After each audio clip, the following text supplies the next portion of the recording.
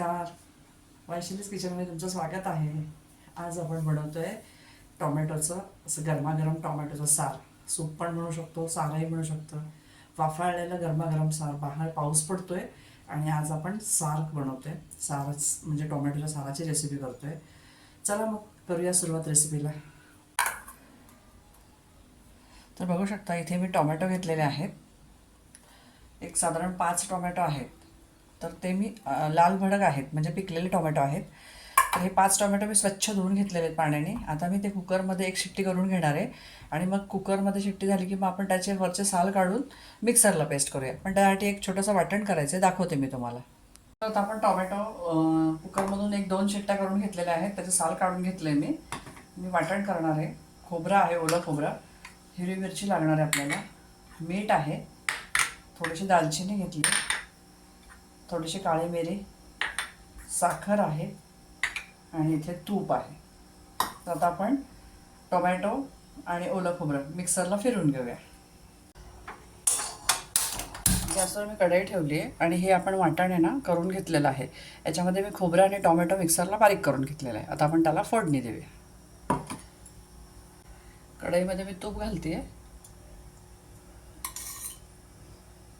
तुपाच्या फोडणीमुळे आपल्या साराला वास, स्मेल पण इतका सुंदर येतो आणि टेक्स्चर पण खूप छान येतं, म्हणजे ग्लेज खूप सुंदर येते. तर कढईमध्ये तूप घातले, तूप गरम झालंय. त्याच्यामध्ये मी घातले थोडीशी जिरी. त्याच्यामध्ये आपण आता घालूया थोडेसे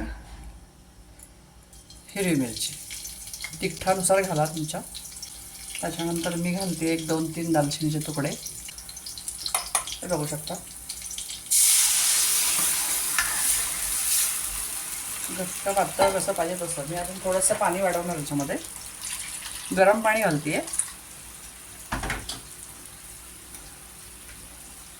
शकता. याच्यामध्ये मी थोडं गरम पाणी घातलेलं आहे. असं एवढं पातळ ठेवलेलं आहे मी सार. आता आपण त्याच्यामध्ये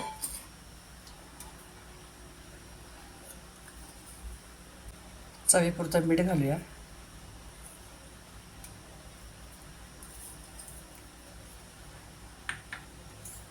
काळी मिरपूड आहे, ती वरून मी थोडीशी टाकणार आहे.